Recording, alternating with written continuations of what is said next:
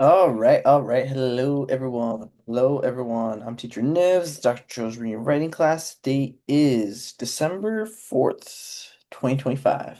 If you can hear me clearly, can I get a 72 in the chat? Can you hear me clearly? Can I get a 72 in the chat?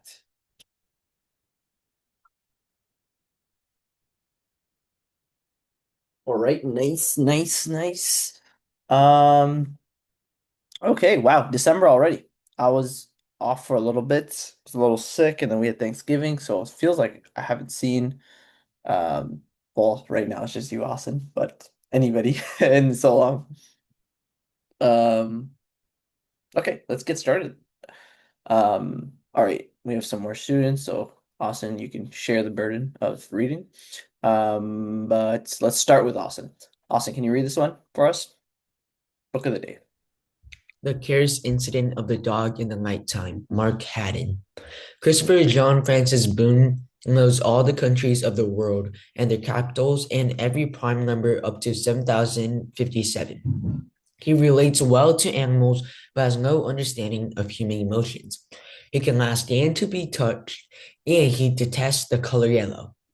This improbable story of Christopher's quest to investigate the suspicious death of a neighborhood dog makes for one of the most captivating, unusual, and widely heralded novels in recent years. Nice. Heralded. Does anyone know what heralded means? I mean, you can kind of gather from the context, but anyone want a quick guess?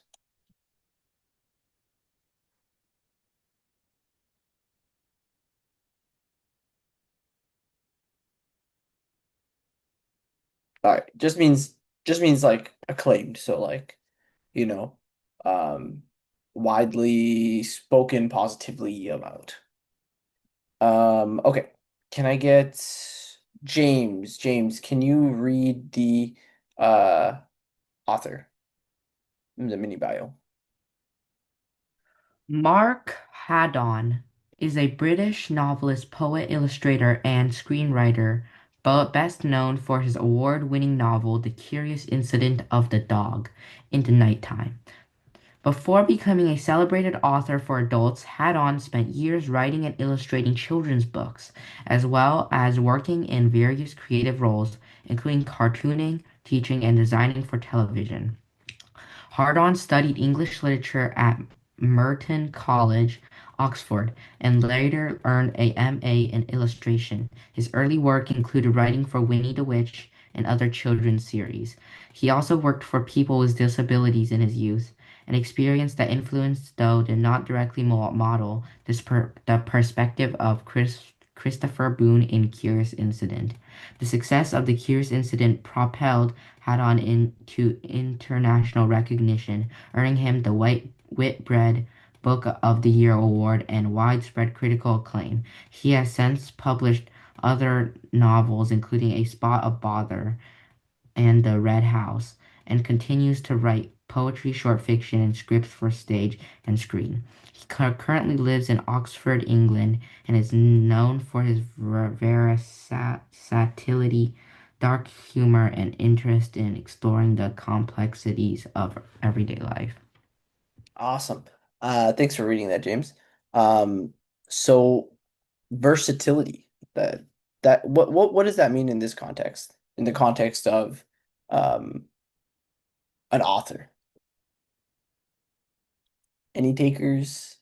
Ethan, do you have a guess? Especially considering the bio we just read, what does versatility mean in this context? Well, like it is different, like versatile. Mm, Any guess is fine. I don't know, like it's different characteristics. I'm not sure. Yeah, no, that's fair. Yeah, you could generally speaking, yes, if you have many different characteristics that are very different from each other, then you can have a versatile range of characteristics. That's fair. But in this context, it's more so about his versatility in his writing, right? He's not just writing books or novels like most of the other authors we've talked about. He's a poet. He's also writing novels. He's also an illustrator. So he's actually, not just writing itself, and he's also writing scripts for stages and screens. Like that itself is, I think, very difficult to do. Actually, just a quick show of hands. Put a 1 in the chat if you think writing a book is harder than writing a script for like a stage, like a play or something. And put a 2 if you think the script is harder. Okay, Ethan says 2. No, no one else. Okay, fair enough. Let's go to the quote of the day. Can I get I think we're back to Austin. Austin, can you read this one? So I couldn't find a quote from Mark Haddon that was, I think, worthy of our analysis. So I went with one from Neil Gaiman. So Austin, can you read this one? Fairy tales are more than true, not because they tell us that dragons exist, but because they tell us dragons can be beaten. By Neil Gaiman. Awesome. Okay, so what could this quote mean? Do you agree? Explain and give an example. Actually, you know what? I want to say give an example in real life. So if you agree or even disagree, I would like some sort of real life example that connects to the quote. And there are plenty, so I think you guys can come up with one. I'm gonna start the timer for 5 minutes, starting now.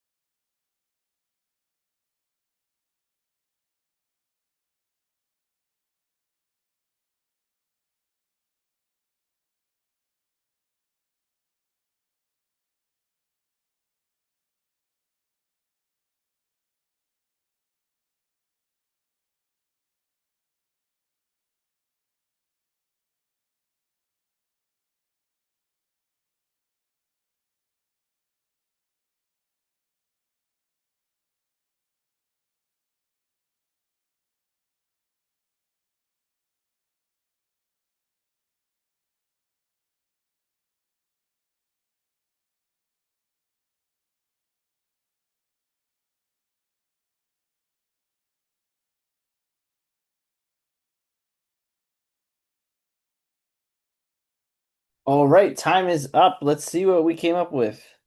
I'm almost done. All right. Okay. Oh, nice. Russell had one and he came late too. Love to see you. Okay, Russell, start us off. The quote conveys that fairy tales aren't valuable because they show scary things like dragons. We already know frightening challenges exist in real life. They matter because they show us that those challenges can be overcome. Fairy tales teach us we have the strength to defeat those challenges. Nice. Okay, so the quote conveys a very um fairy tales are more than true. Quote is for aren't valuable because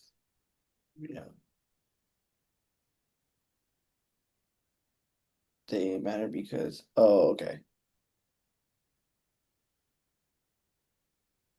So I really like this intro right here. I think we should actually combine these two into one sentence.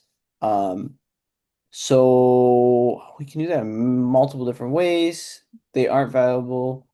We could say, as we already know, I would like to add, as we already know, writing challenges exist in real life. Um aren't valuable.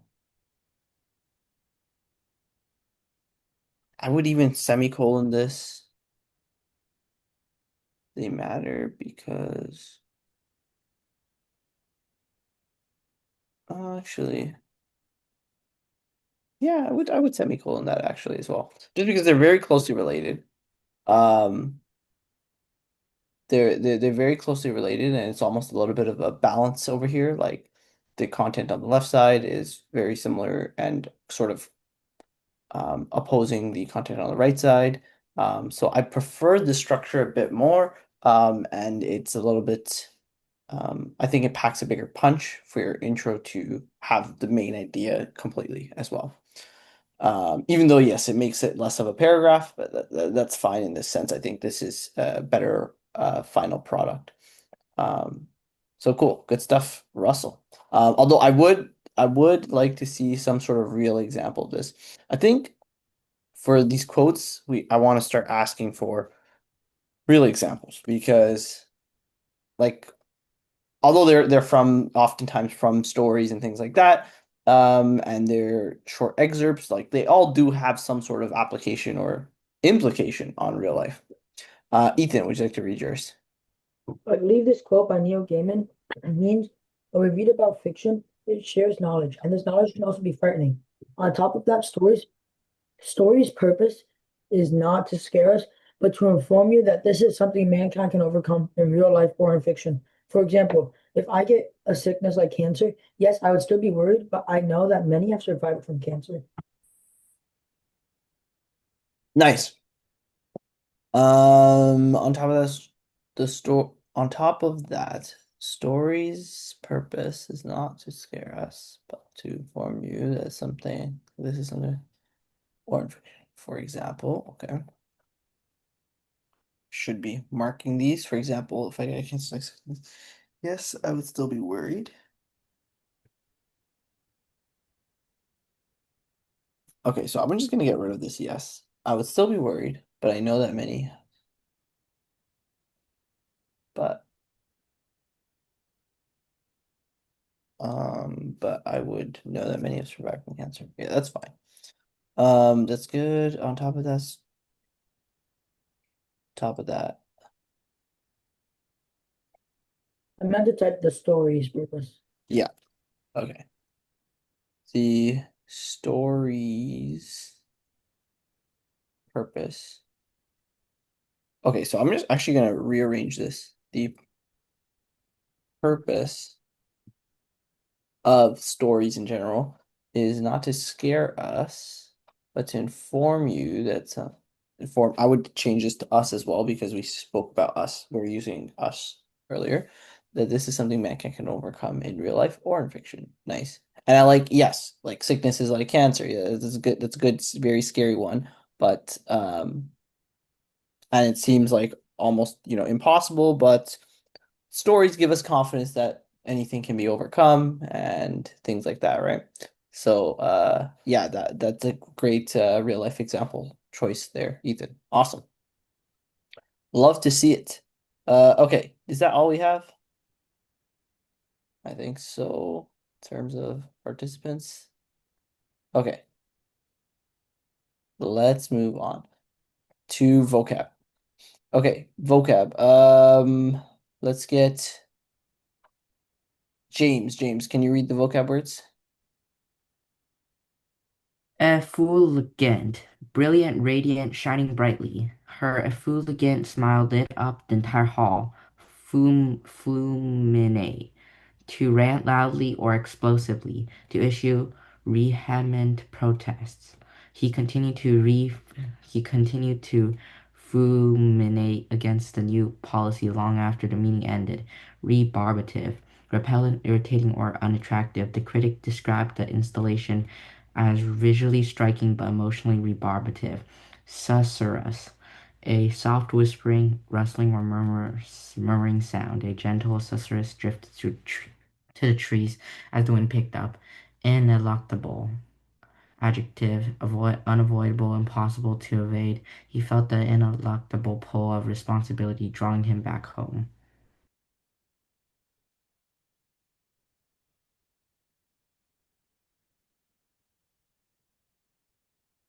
Okay, I was muted. Sorry. You guys know the drill.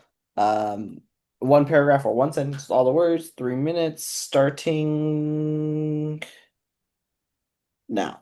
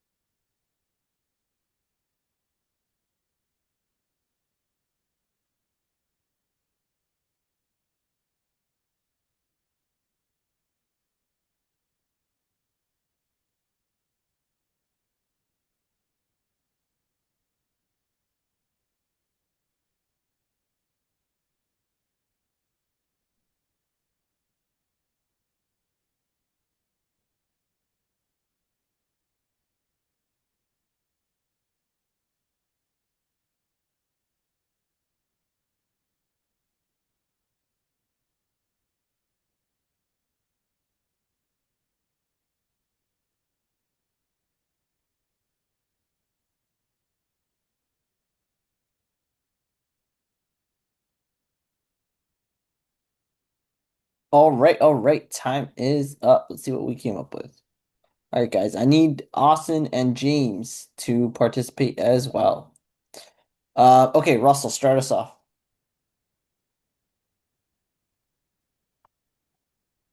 George gave a gentle susurrus about how he could not escape Bob's rebarbative and ineluctable fulminating, whereas he always treated Bob with an effulgent smile. Effulgent smile. Nice. Okay. Susurrus. Okay, nice. I can give a chance to such a Bob's rebarbative and ineluctable fulminating. Nice. Very good. Very good. I had to double check susurus there. Uh, very good stuff, Russell. Honestly, everything is used very, very well. Um, it's like perfect. To like the words fitting in the sentence. Okay, Ethan, would you like to read yours? Bob was taking a test in math when he heard a gentle susurrus of the students across the room. The susurrus sound caused the class to fulminate against the teacher, but the teacher's effulgent smile made the students believe that they had all got free 100s on their test. But deep down, Bob knew that the incontestable truth that they were all going to fail. Awesome. Okay. So first thing, if we start with the conjunction like this, which avoid if you can, but you need to comma after. 100%. You could do that. In this case, yep, that's fine. Bob was taking a test here. Agenda sisters. The susurrus sound. A gentle susurrus. So if this is already a sound, I would actually, this would be unnecessary, redundant, so we can get rid of that. The susurrus cause the class to fulminate against the teacher, but the teacher's effulgent smile made the students believe they had all got 10 300s on their test. On their test? Yeah, that's fine. But deep down, Bob knew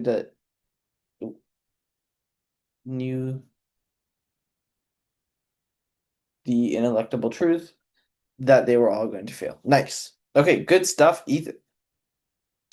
Very good. I guess the words also sort of lend to each other because you guys did a great job at the scenario here. All the words were used very well. Okay, nice. Very happy to see that. Okay, let's move on. I guess we're going through this sort of quickly. Let's move on to the quick literary device section. Okay, polysyndeton. It's very straightforward. It's just a literary device that it's good for you guys to know the name of, and maybe some examples of it in use and why it would be used. It's good to know as you're writing, especially for your English classes and things like that, so that you can it'll help you sort of decipher text a bit better. That's why I'm going through all the literary devices. Some of them are like super important to know and know how to use, etc. Like personification, metaphor, similes, um, juxtaposition, parallelism. Some of the other ones like epistrophe, anaphora, enjambment. They're more so just there. It's good to have a name to them so you can recognize them, and it might help you understand text a bit better, and will definitely help you do better on your English in your English courses, which is important. Okay, so anyways, polysyndeton. Can I get Austin? Austin, can you read this one? Polysyndeton is a rhetorical device where a writer uses many conjunctions and or but or in close succession more than is grammatically necessary. It creates emphasis, intensity, or a sense of overwhelming accumulation. Simple example, normal. She bought apples, pears, bananas, cherries. Polysynonym. She bought apples and pears and bananas and cherries. The second sentence feels heavier, more piled on, more dramatic. Literary example from the Bible, Genesis 1:25. The earth brought forth grass and herb yielding seed and the fruit tree. The repeated and emphasizes abundance and creation. Nice. Um, yeah, it's pretty much adding conjunctions for the sake of extending the sentence, for the sake of adding some sort of emphasis, right? However you may want it to be.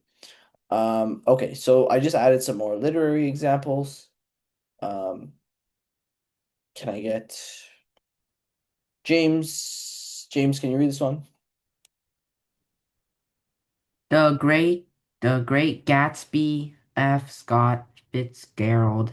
I was within and without simultaneously enchanted and repelled and fascinated by the inexhaustible variety of life, the builds the repeated and builds emotional intensity and inner conflict. The Old Man in the Sea, Ernest Hemingway. He was going far out beyond all people and all houses and all boats, creates a sense of distance and loneliness. The Lord of the Rings, J.R.R. Tolkien. There were ships and men and swords and kings, piles of epic imagery, making it feel grand and overwhelming. Nice. Right, and you guys can see clearly, like, we could just add commas and we could say there are ships, men, swords, and kings, but by adding and make the sentence longer, subconsciously to the reader or listener, makes it seem like there were a lot more things than there actually was.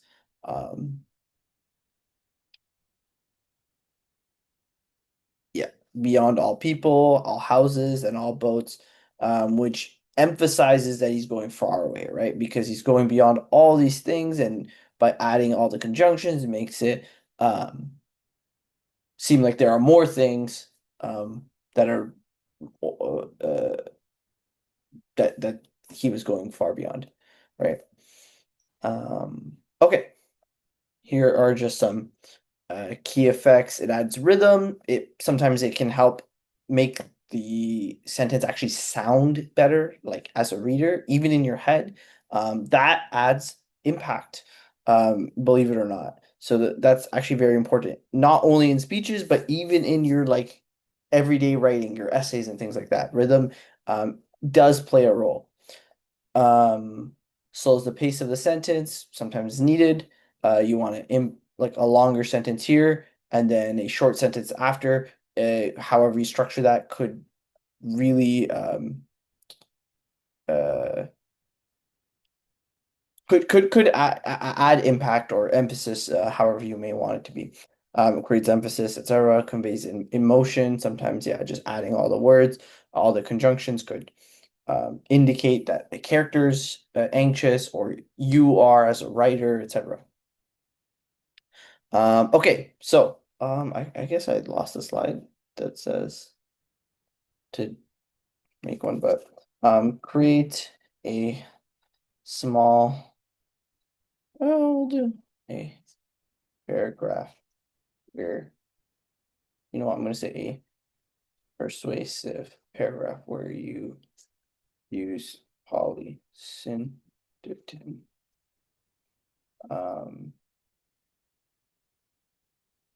It can be about any topic of your choice. Okay, so let's do this. Let's do 4 sentences minimum and 5 minutes. Okay, starting the timer for this now.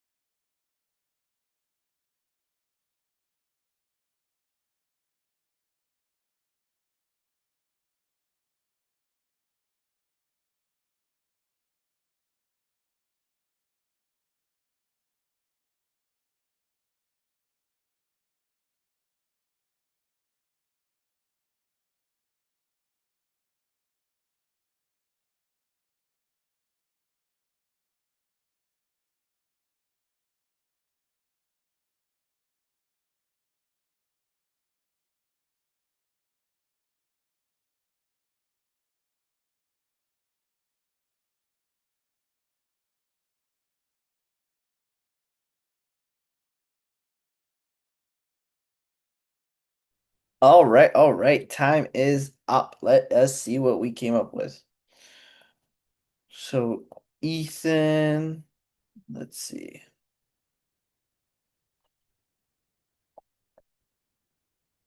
Okay, Ethan, would you like to read your response? The best time of the year is summer because it is warm, not cold, and long vacations and a lot of traveling and time spent with family and just a good time in general. It can also be the time where you go to places you've never been before. On top of that, you're able to sit back and relax over the summer. Nice. Awesome. The best time of the year is summer. No comma needed because it is warm, not cold. Okay, so if you are going to add this not cold, you're gonna have to use a comma. If you use a comma there, now you have to separate these items with semicolons, which is fine. I'll just do it now just to show you. But sometimes this can get tricky, so I generally recommend students avoid it. Um, but it's also cool. Like if you can do this properly, like especially in an English class, it will show your teacher you know what you're doing, which is good. So yeah, you need to use semicolons here, warm not cold, and um, so I wouldn't just leave it at long vacations, and you can go on long vacations and um, maybe let's just say in general there's a lot of traveling and time spent with family, just a good time in general. Sure. Sure. Good stuff. Um, nice. It can be hard. It can also be the time where you go you've never been. It's a little bit redundant to say, vacations, traveling, and then go where places where you've never been. So I would say, throw in lots of traveling to places you've never been, like right in this point, rather than a separate sentence. On top of that, you are able to sit back and relax over summer. Over summer. Okay. Yeah, that's good. That's good. That's fair. This quite interesting. That is quite interesting. I think this is kind of a hot take. I don't know if everyone all always agrees. Ethan, you unmuted your mic. Did you have something you wanted to say? Yeah, I was trying to make it like a hot take. Yeah. That's fair. That's fair. That's a good take. A good hot take, I mean.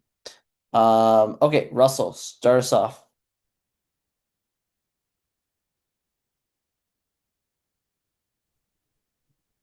Tech companies should stop chasing bigger screens and faster chips and thinner bezels and start focusing on ethical designs that benefit people. We don't need another phone that's brighter and louder and flashier.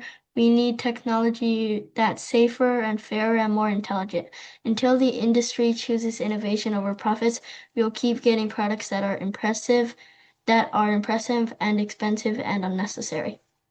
Nice. Awesome. Um, you need bigger screen. So this is the polysyndeton. I love it. So they keep chasing things, and it emphasizes they keep chasing these different things. But then you contradict that with something that actually, well, they should focus on something that actually benefits people, which is nice. All right, so it's just further emphasizing everything they're chasing and trying to do is not important. We don't need a phone. Great. We need technology safer, more intelligent. I agree. I agree that they don't need to choose innovation over profits, but they need to make sure it's done fairly and, ethically and things like that. So good stuff. Very good stuff, Russell. Okay, Austin, would you like to read yours? If our school wants students to stay motivated, we need a longer lunch break and we need cleaner spaces and we need real time to rest so we can actually focus afterward. A longer lunch wouldn't just make the day feel calmer, it will help us return to class ready to learn and ready to do our best.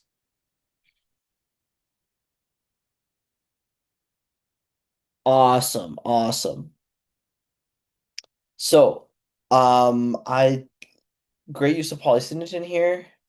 But so the only thing is this next line is just very specific to that first point. And I'll explain a little bit more how polysynthesis should be used. If you want to include a sentence like, if our students want to stay motivated, we need X, Y, Z, you know, you're this is great, but it does make it seem like the students need a lot of things, right?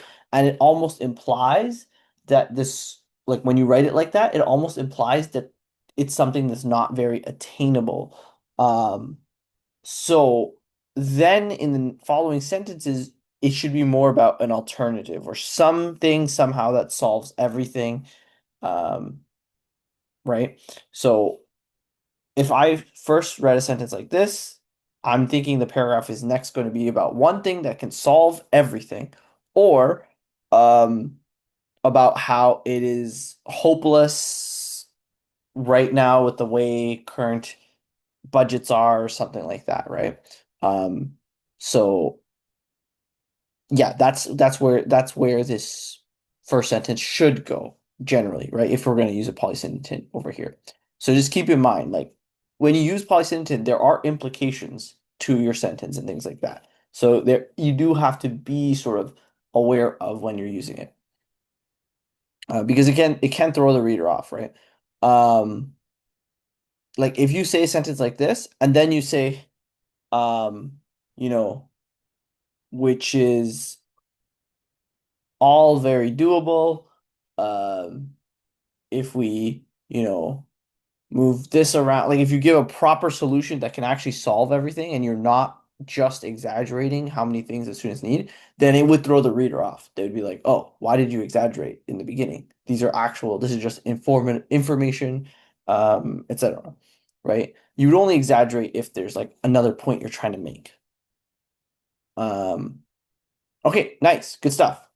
Let us move on to the article of the day. The article of the day, this one is very interesting to me.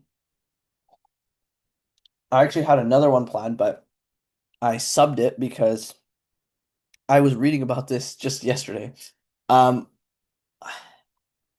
I guess since today all the students are guys, this might not be. We might get a certain different type of response than I sort of expected. But who here you does any type of skincare right now? Like a like a cleanser or something, like anything like that. Ethan, you have your mic open? Lotion count? Pardon? Does lotion count? Because that's like all I use. Yeah. I guess technically, yeah. I guess lotion would count. Then I just use lotion. Yeah. That's How about body wash that Body, has like that has like refreshing for your skin or something like that. I don't know. That's all I do. yeah, I think I don't know if that would count just because it's also just getting generally clean. Like I'm thinking more for your face. No. No. Okay. Okay, so this is quite interesting. Um, because like technically your skincare is sort of generally important. Like any care for any part of your body is important at any age. Um, and then there was this company from this actress where she's gearing a lot of her products to sort of accommodate for little like children too, right? Like, oh, a face mask for um, kids to keep their skin healthy and whatnot. And she argues it's totally fine, and there's a lot of controversy around it. So it's quite interesting. So, we're gonna do 2, 4, 6. Yeah, let's do 2 slides per person. Just because we can just get through them that way a bit faster. Okay, let's do Russell. So do you want to start us off?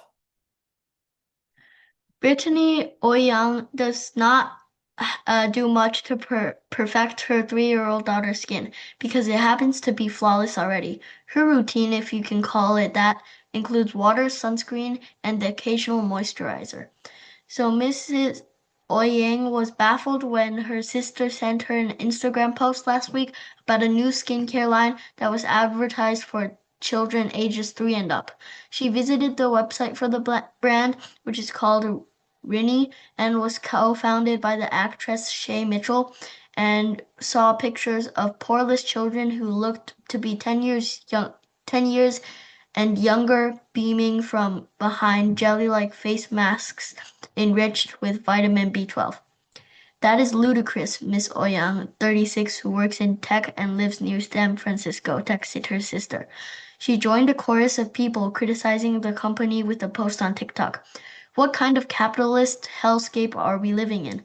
Nearly 2 years after a flurry of press about tweens swarming the aisles of beauty stores like Sephora, skincare lines for preteens, and even younger children have become a robust product category and a battlefield for parents and critics.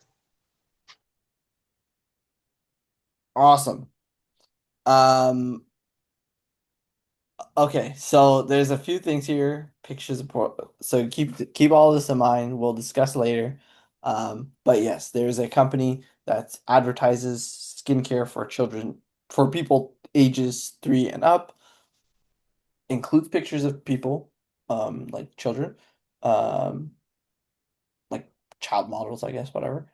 Um, and the person who came across this was outraged. All right. Okay, Russell, can you read this one as well? Households with children ages 7 to 12 spent close to 2.5 billion on skincare last year, up from 1.8 billion in 2022, according to data from Nielsen IQ, a consumer research firm. A growing list of companies offers skin products for preteens that are packaged in containers that look like candy dispensers and advertised with soothing assurances about gentle, dermatologist-approved ingredients. Most of these brands are targeting a demographic slightly older than children who appear in Rini's marketing materials. Some, like Bubble Skincare, which has been selling modestly priced moisturizer to tweens since 2020, and Everiden, a purveyor of melon-scented face wash and sunscreen sets, predated the Sephora Kids craze. Newer arrivals are thriving in a social media universe in which preteens demonstrate multi-step skin routines for the camera. In September, the debut of a 15-year-old influencer skincare line drew thousands of fans to a mall in New Jersey. A new brand called Pipa, aimed at customers ages 7 to 12. Males influencers its products in periwinkle boxes that say "Start Young" on their lids. These companies argue that young people who are already curious about skincare need safer alternatives to adult products that can damage sensitive, prepubescent skin. Other observers see something more pernicious, a way to hook children on unnecessary products, laying the groundwork for ever earlier anxieties about their appearances. Awesome, awesome. Thanks for reading that, Russell. Ethan, you have something to say? All I can say is it is a completely 100% scam. Complete 100% scam. Okay, interesting. Um, I think there's a bit more, it's a little bit more complex than I originally thought when I first saw the headlines. But what I want to say is just highlight this author is their writing, because this is a great paragraph which summarizes the main points um, very clearly. One of the major points, actually. The company argues young people who are curious about skin need safer alternatives to adult products that could apparently damage their skin and whatnot. But prepubescent skin, which maybe is different. I have no idea. And then sort of the counter arguments, like, there's more things going on. Also, this word is pernicious, by the way. Awesome. Yeah. Okay, let's get Ethan. Can you read the next two?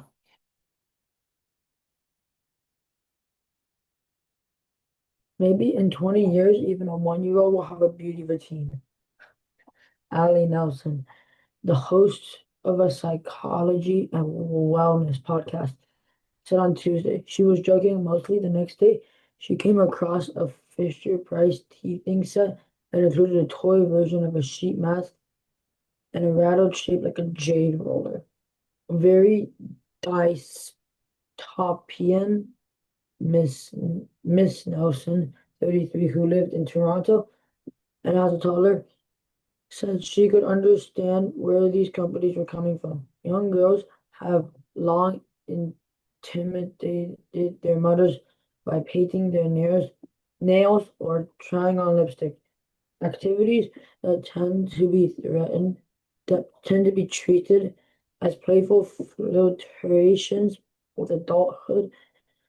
There is nothing wrong with a little experimentation, she said, but she worries that preteen skincare routines are allowing beauty industries to gain a foothold in children's lives. A report released by Ultra Beauty last year found that members of Gen Alpha, those born after 2010, explained started experimenting with beauty products at an average age of 8, 5 years earlier than the generation above them. Awesome. Um, okay, let's keep going. So here's the thing. This is one of the arguments. Young girls often already imitate adult skincare routines, beauty products, things like that, right? It's part of it is they're already marketed to as a child, which is not good, but also just generally imitating their parents and women around them or even men around them. And so there's an argument that since they're already doing these things and they're already doing these things with maybe products that aren't the best for their skin, this is a market that isn't necessarily bad or evil. But then also, that can just be just marketing, I guess. So, Ethan, do you want to read this next one as well? It does feel a little bit predatory, Miss Nelson said, describing Renee's marketing imagery as a very dystopian. The company does not see it that way. Miss Mitchell, an actress who appears in the teen drama Pretty Little Liars, and found the luggage company devised Renee with Esther Song, a fashion industry alumna and former chief marketing officer for the parent company, a cannabis brand. In an interview with Ella, the two friends said that they had decided to create a company after struggling to wipe face prints from their daughters' faces after dance camp. The brand introductory offering sheet masks that retail for $6 or $7 come in puppy, panda, and unicorn style. Though through a representative, Ms. Mitchell declined an interview that would include the question about criticism of the brand. As a parent, I know how overwhelming it can feel to navigate what's actually appropriate for a child's skin, especially when kids are naturally curious, Miss Mitchell said in an emailed statement. Weenie was created to give families a safer alternative skincare designed specifically for children's delicate skin, made with a gentle ingredient parent can trust.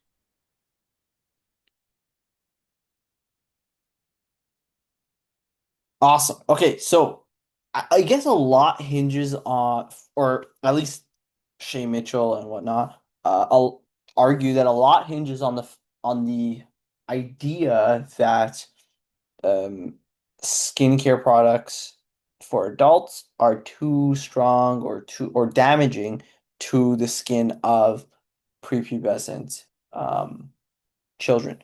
So if that is true and that is provably true, then there's a big argument there. Honestly, at that point, then maybe I'm very pro, open up skincare companies for kids. But I don't think there's any real strong evidence of that. So that's something that I guess she doesn't, or and no one really are mentions. Skincare is weird. It's very tough to get any solid research on. Okay, let's get Austin. Austin, can you read the next two? She said that a mask had undergone a full scope of testing for use by children, and that they were intended for ages 4 and up. Until Thursday, the landing page of the company's website said the masks could be used by those as young as 3. The age was changed after an inquiry from the New York Times. In interviews, the founders of other skincare lines that cater to children and preteens said that they took seriously questions about age and appropriateness when developing their products. Kimberly Ho, the executive of Everyden, worked with 3 dermatologists to create company in 2018 with the goal of providing gentle products for infants. In 2021, after requests from parents, introduced a limited number of items formulated for tweens. She says sunscreen, a cleanser to wash it off, and a simple moisturizer. With some newer brands, I think that what we're seeing is they're developing products that kids may not necessarily need. Ms. Ho said when asked about Rini. Everyden, which reported 100 million in sales last year, now offers skincare packages for ages 3 and up, including a pale pink Barbie moisturizer and cleanser, set that retails for $63. My 8-year-old calls this her Barbie spa time and won't go to bed without it now. Reads a testimonial the company highlights on its website. Awesome. Awesome. Okay. Let's go to the next one. Can you read this one as well? Brooke Jeffy, a dermatologist in Scottsdale, Arizona, who introduced the skincare brand BTWN in 2023, worries that other companies have made promises as the category has gotten more competitive in recent years, like adding fragrances that can irritate children's sensitive skin. She has resisted her marketing team's suggestions to sell her products in more colorful packaging. Skincare is not a toy, said Dr. Jeffy, whose products are for ages 6 and up.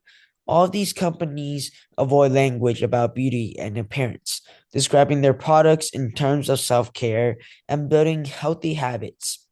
Christina Kubler, the founder of People Skincare, framed her brand as a practical intervention after her then 10-year-old daughter started asking to try harsh exfoliants. Nowadays, it's a reality that tweens want to use skincare, said Ms. Kubler, in aesthetics. She pushed back on the idea that selling products for preteens might add to pressure around young people's appearances. People is created to empower girls to use skin products safely, she said, and to give more moms peace. Okay, awesome. So there are more arguments. Um, there are more arguments in favor of the company, I guess, that are quite interesting, actually. Um, do you, before we go to the last one, do you guys feel that, you know, you've seen any sort of marketing or whatnot about skincare for people your age? Like, um, like I guess, prepubescent boy area. I remember when I was around that age, there was a lot of marketing for like skincare specifically for pimples and things like that. Um, and that was pretty young too, I guess. So I guess maybe it's not necessarily a new concept.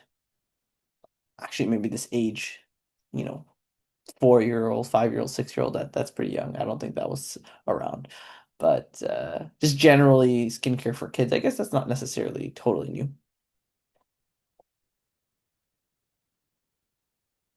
Okay. I guess no one has seen stuff like that. All right, James, last but not least, can you read this one?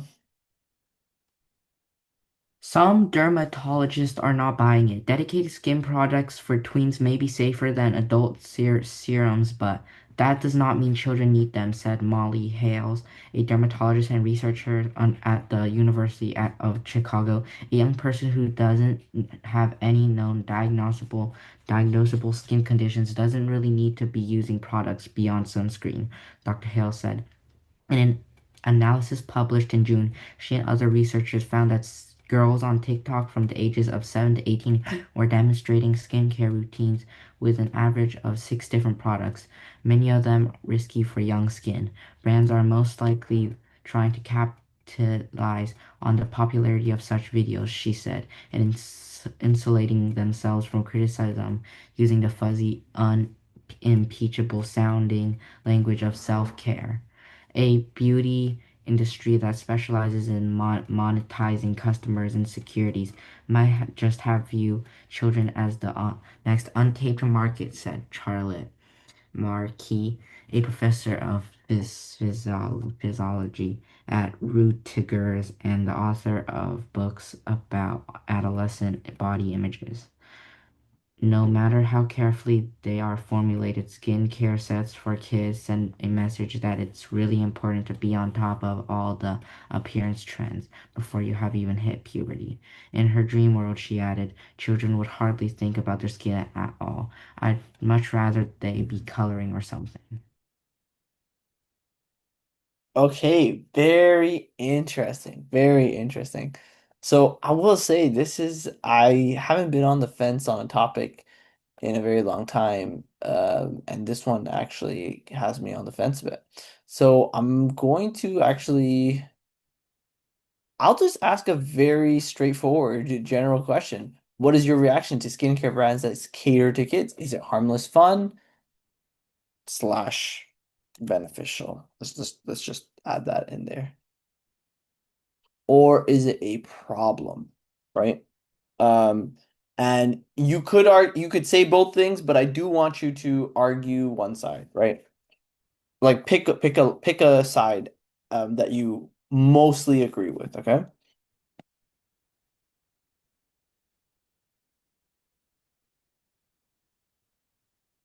You can still say, the other side has some points and some downsides, but I still do want you to pick a side that you mostly agree with. I'm going to give you guys quite a bit of time for this one because it's such a very big question. So let's do 9 minutes. Let's do that. And let's start the timer starting now. I would like to see quite a bit of writing for 9 minutes, of course.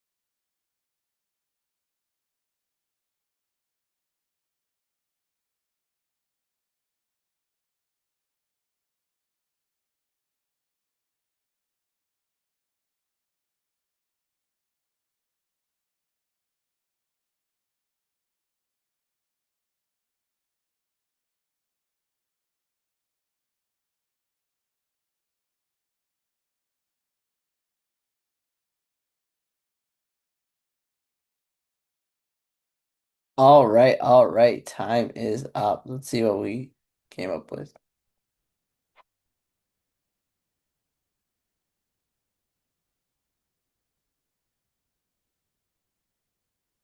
Okay, Ethan, start us off. I believe it's a scam. It gets you addicted and it can also cause people to worry about what other people think about your face. BTW, no one cares at the age of 8 through 12. It it can also be sometimes that you can't climb out of if you get addicted. It can also pack a punch to your parents' bank account if it is $6, maybe $7 for one face mask. The one upside is having a good clean face. You can also just wash it. You can also just wash your face. In general, I think it is a scam and it is like a child drug.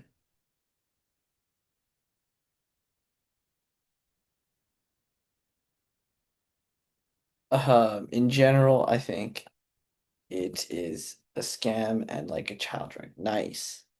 Because you're addicted and causes people to worry. It can also be something you can't come out of if you get addicted. Okay, so these are two separate points. I'm gonna just put there are better ways to structure this, but I'm just gonna put a period and have it completely separate. Um then let's get rid of the it can also, let's put there and then we can have it can also later. Although yes, generally speaking, we want to separate and like make these sound a bit more different and whatnot.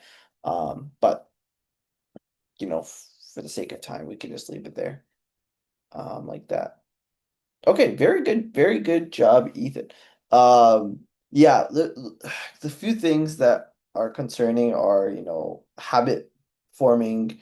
Um, is it habit forming for kids? Like, then it's also expensive. It's going to cost kids money, and if they're addicted, like, or if they feel like they really need it, then it can cause problems financially. I guess it also comes down to like, is it really actually effective and whatnot? And then, but you do raise a good point. It's like even if it is effective, it's not healthy to be that concerned with your skin and your appearance at that age. Um, yeah. But here's another thing. Your skin is an organ, right?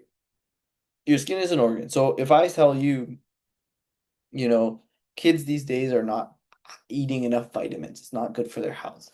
Um, Everyone should be taking a multivitamin. Some people might be like, okay, if there's proven evidence, that it's effective, multivitamins are like a certain type of brand of multivitamins are effective, and kids are not getting enough vitamins, and they take this vitamin and it helps them, then like for their entire overall health, then we would say that's totally fine at any age, like starting at 3 years old.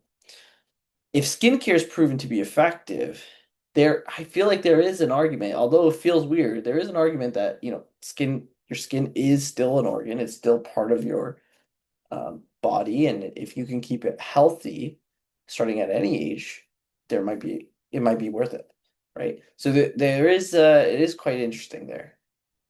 Or it might be a scam. Or it might be a scam. That's another thing. It might be a total scam. And honestly, I definitely lean in reality. I think it's most likely a scam. Like I'm 90% sure it's not, doesn't do anything. But if there are studies, like I haven't read up on the studies. So if there's some studies that show that it's effective and whatnot, and then it could then yeah, I can be convinced. Does anybody have anything else? Like we only had Ethan. Did I miss people? James, Russell, Austin.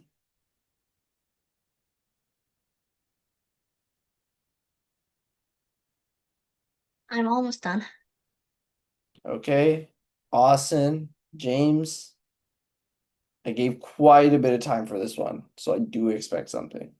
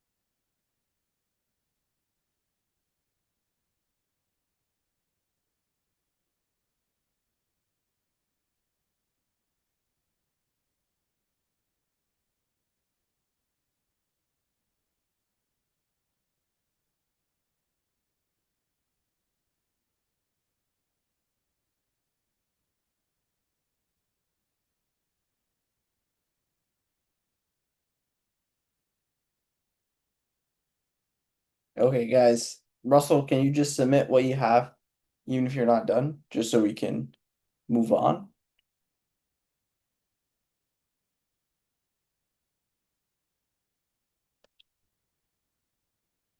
Okay. Let's see what you came up with.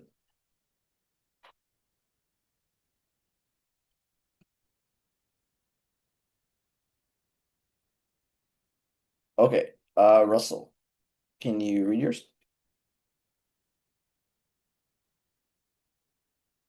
Oh, I was muted. The new Weenies Kids skincare line has raised concerns because it promotes beauty style routines that children simply don't need. Even if the ingredients are marketed as gentle products like sheet masks and specialty treatments that can still irritate young sensitive skin and may disrupt its natural protective barrier. More importantly, critics worry that branding skincare as a fun routine encourages kids to focus on appearance too early, pushing adult beauty culture onto children who should be free from that pressure. Instead of teaching confidence and healthy habits, Rini risks normalizing unnecessary products and creating a, bad habits. Creating bad habits. You're right. This A needs to get out of there. Disney Re has ring concern because it promotes great. Even if ingredients are marked as gentle, products like sheet masks and specialty treatments considered to young, sensitive skin and may disrupt its natural protective barrier. Because like skincare too early is still skincare, even though if it's like marketed like the because when you're young you have natural protective barriers. Like Yeah. you don't need skincare. Yeah, I mean, there's an argument that I mean, I know some people who believe you don't even need skincare as an adult, just like some soap. So you're there's fair it's fair to say. More importantly, critics worry that branding skincare is fun routine encourages. Right. Okay, so you sort of answered this in a more informational sense. Um, very neutral tone. Well, not neutral tone. Yeah, neutral tone, but you did make a stance against you are making a stance against this. This is very good essay writing, I will say. This is how essays, this is the sort of tone and stance you should tone that you should take in essay writing. Um awesome. Great. Very strong conclusion. Love that. Very strong conclusion. Awesome. Good stuff, Russell. Good stuff, Russell. Wow. Okay, so you guys are very against it. See, I was hoping we would have some of the girls in the class. Actually, I think most of the girls in our class would have said no as well. But there are some girls in other classes that might have had a different take because they're like they might have experienced skincare and beauty products themselves already, right? Okay. So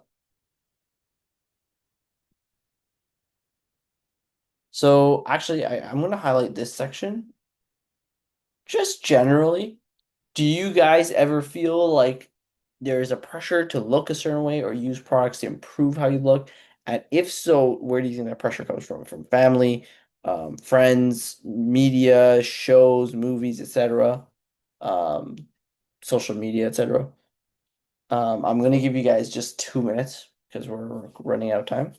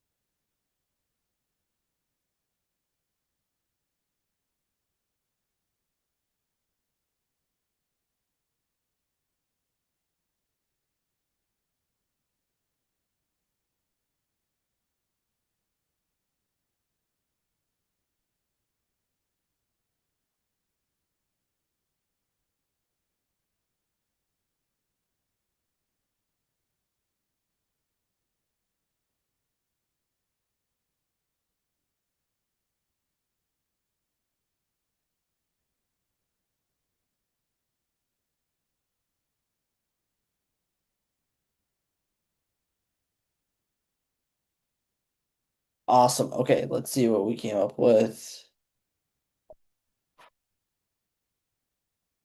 Okay. I'm just gonna read these actually because we're running out of time. Ethan says, sometimes with my friends mainly because the day after I swim, my face is all cracked. So all I do is get some lotion. That's it. Okay. So a lot of grammatical errors here, but I understand what you're saying. So great. Okay, so that is quite interesting actually. So everyone, there is pressure, a little bit of pressure from everyone to some extent. And then Russell's reads, I believe that this beauty products targeted for younger audience would definitely increase their self-awareness of their appearance, which will cause them to become more stressed and less focused on things that really matter. I believe that the pressure to improve your appearance comes mostly from school and your peers. So when you say school and your peers, do you mean like school, like your fellow classmates and things like that? Like basically everyone in your school and for your peers, like maybe you have like, well, not peers, like more like friends, like your neighbors and stuff like that, that are maybe outside of school. Ah, okay, gotcha. Okay, okay, nice. Okay, quite interesting. Very interesting. Um, okay, so I'm going to actually, you guys can sort of reuse what you wrote and modify it. I'm going to just use that here just because I think this is quite fascinating. I'd love to get the essay editors to review this as well. Um, okay, that is going to be all for today, guys. I will see you all next week. Have a good one. Goodbye. Um, Bye. Bye.